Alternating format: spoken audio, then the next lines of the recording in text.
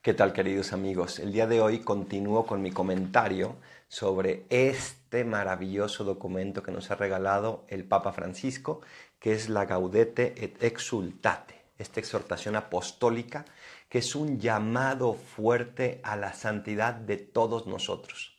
Ya habíamos dicho cómo esa santidad es precisamente un destino para cada bautizado, no solamente para los sacerdotes, no solamente para las monjas, sino para todo bautizado. Y hoy vamos a continuar con el capítulo segundo, que habla de dos enemigos de la santidad. Quería cubrir los dos, pero solo voy a alcanzar uno porque es profundísimo y hermosísimo y muy práctico y actual. Pero bueno, los dos enemigos son el gnosticismo y el pelagianismo. Hoy vamos a comentar el tema del gnosticismo. ¿Qué es esta palabra? Una palabra que nos puede sonar rara, nos puede sonar extraña, y sin embargo es una palabra que existe desde poquito después de que Jesús funda la iglesia. Es una herejía que ha venido acompañando la historia del mundo desde aquel entonces, porque es muy fuerte. Dice el Papa: en ellas se expresa un inmanentismo antropocéntrico disfrazado de verdad católica. ¿Qué significa esto? Significa que en el gnosticismo solamente se resalta la fuerza del hombre y se deja de lado la fuerza de la gracia. Qué importante en todo esto es buscar siempre la gracia de Dios. No a nosotros, sino la gracia de Dios. Porque Dios es el único que nos puede llenar. Dios es el único que puede dar sentido a nuestra vida, no nuestra fuerza. El gnosticismo resalta por encima de todo la fuerza de nuestra inteligencia. Y el pelagianismo, como lo veremos después, resalta la fuerza de nuestra voluntad. Pero ni en una ni en otra está la verdadera santidad. Es verdad que la santidad requiere tanto de inteligencia como de voluntad, pero no sin la gracia. Y la gracia está muy por encima de cualquier facultad humana. Dice el Papa: en lugar de evangelizar, lo que se hace con estas dos herejías es analizar y clasificar a los demás. Y en lugar de facilitar el acceso a la gracia, se gastan las energías en controlar. ¿Qué cierto es eso? Cuando nos centramos demasiado en nuestra propia inteligencia, en lo que podemos saber o no saber, en si descubrimos o no descubrimos, entonces gastamos demasiadas energías en eso, en simplemente estar pensando, pensando, pensando, y no en abrir nuestro corazón, toda nuestra persona, a la gracia de Dios. Y eso es lo más importante en nuestra vida de santidad. No el conocimiento, ni siquiera el hacer, sino la gracia de Dios, que es la única capaz de transformarnos y de hacer que nuestra vida sea diferente. El gnosticismo actual, continúa el Papa. ¿Qué es esto? El gnosticismo supone una fe encerrada en el subjetivismo, es decir, completamente rebajada, donde solo interesa una determinada experiencia. Yo quiero experimentar algo, quiero sentir algo. ¿Cuántas veces vienen a los padres a preguntar: Padre, ¿por qué en las misas no se pueden hacer más cosas que generen sentimientos? ¿Por qué no podemos tener una misa más sentida, verdad, entre comillas? Pero también una serie de razonamientos o conocimientos que supuestamente reconfortan e iluminan. El gnosticismo reduce la experiencia de Dios a un conocer, que supuestamente con eso basta para iluminar y para reconfortar nuestro ser. Y eso no es cierto, porque a mí no me basta conocer a una persona para amarla. Hay muchísimo camino entre conocer y amar. Y el gnosticismo se quiere quedar solamente en conocer. No dejemos que estos gnósticos nos roben esto. ¿Qué significa esto? Significa que prefieren una mente sin Dios y sin carne. Quieren una mente cerrada en ellos mismos. Dice el Papa que queda muy claro desde siempre que la medida de la perfección en las personas es su grado de caridad y no la cantidad de datos y conocimientos que acumulen.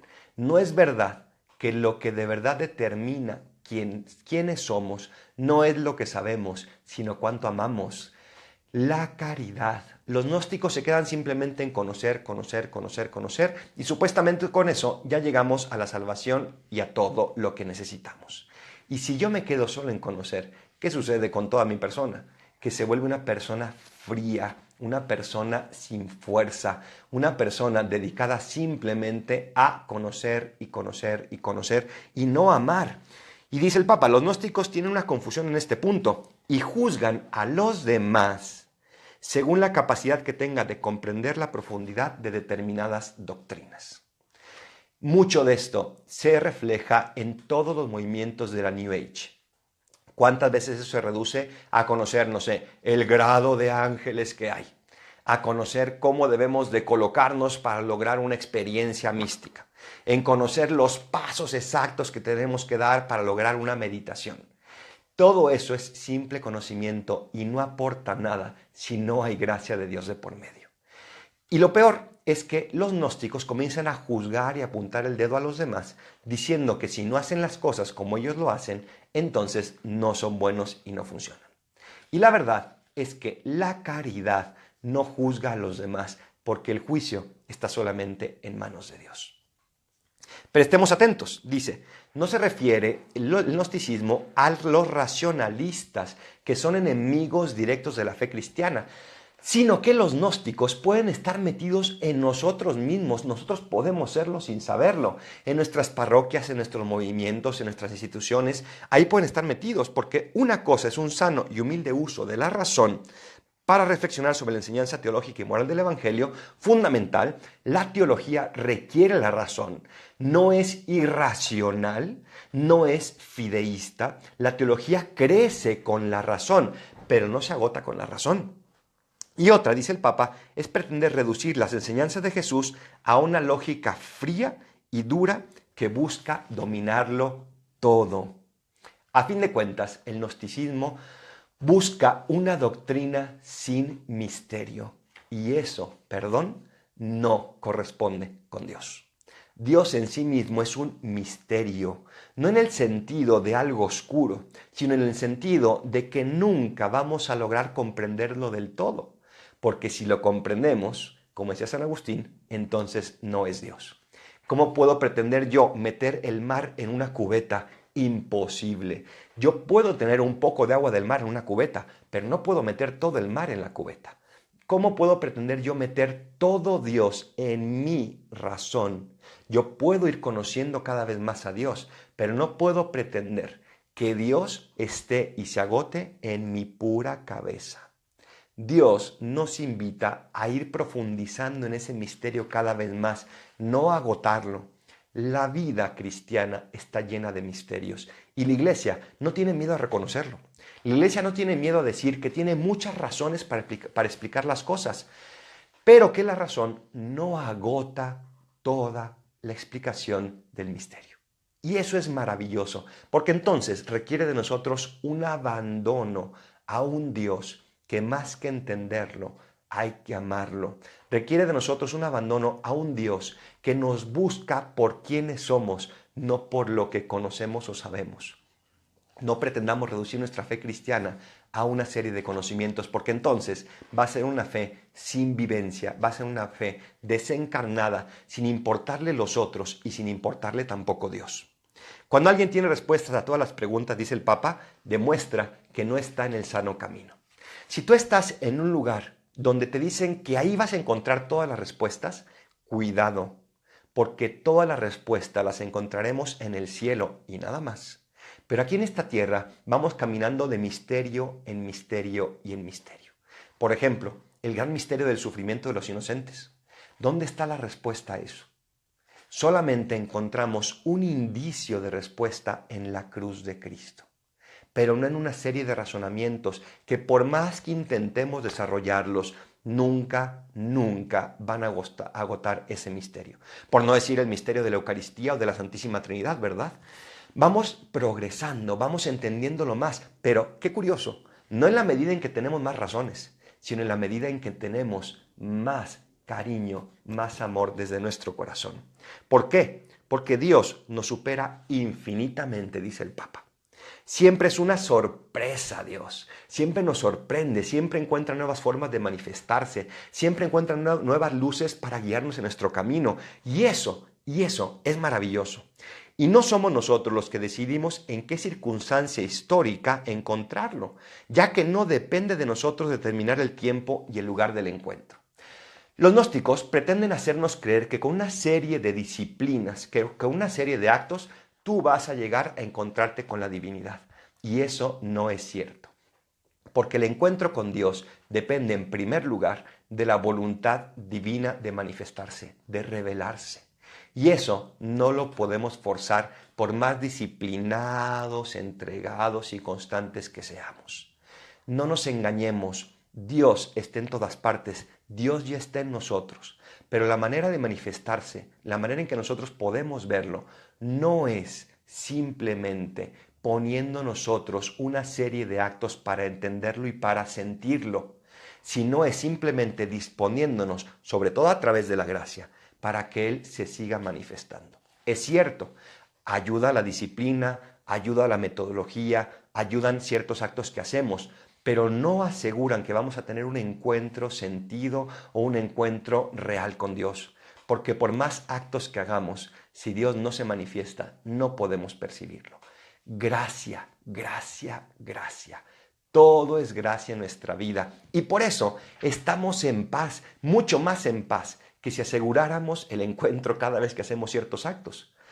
Porque si Dios nos ama tanto, tanto, tanto, que nos entregó a su Hijo, ¿cómo no nos va a amar tanto para manifestarse Él cuando y de la manera en que tú y yo lo necesitamos?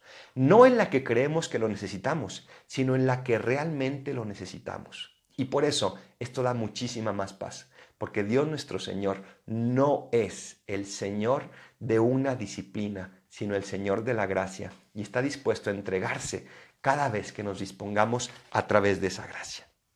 Quien lo quiera todo claro y seguro, pretende dominar la trascendencia de Dios, sigue el Papa.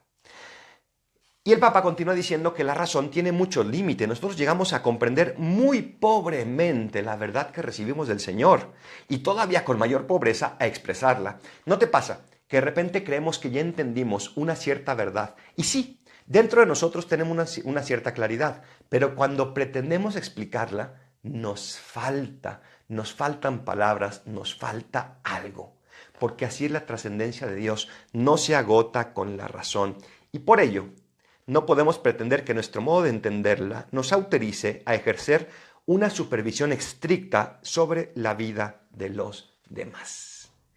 Y dice el Papa que en la Iglesia pueden convivir lícitamente distintas maneras de interpretar muchos aspectos de la doctrina y de la vida cristiana que en su variedad ayudan a explicitar mejor el riquísimo tesoro de la palabra. Y esto es una riqueza, no una desventaja. Atención, no estoy hablando de los dogmas definidos, estoy hablando de la manera en que podemos comprender ciertas verdades que están abiertas a interpretación, de la manera en que podemos vivirlas incluso. No sé si te pasa, que a veces puedes conocer a un franciscano y te enamoras, pero su manera de vivir la fe cristiana tal vez no tiene nada que ver como la ve un jesuita. Y las dos visiones son válidas, y yo me identifico más con una y con otra válidamente. O voy a una parroquia y un padre me encanta, y voy a otra y tal vez no, porque interpretan la fe dentro de los límites del magisterio, de la sana doctrina, pero de una manera, de un enfoque distinto. Y eso no es una desventaja. Dice el Papa que nos encantaría tener una doctrina monolítica, donde fuera 1, 2, 3 y 4. Pero eso no sería Dios. Porque Dios deja en libertad y se abre a la razón de cada uno de nosotros. Se abre a la voluntad, a la experiencia, a la personalidad de cada uno de nosotros, de tal manera que podemos vivir lícitamente la fe, cada uno de nosotros, de una manera plena, total y liberadora. Dice el Papa también, con frecuencia se produce una peligrosa confusión. Creer que porque sabemos algo o podemos explicarlo con una determinada lógica, ya somos santos, perfectos, mejores que, y pone entre comillas, la masa ignorante. ¡Qué gran mentira! La teología no hace santos de por sí. El amor, la caridad es lo que lo hace. Yo me acuerdo de una experiencia hermosísima que tuve en mis primeras misiones de Semana Santa, donde conocí a Don Odilon. Y Don Odilon era una persona que vivía perdido en las montañas y la sierra de Querétaro.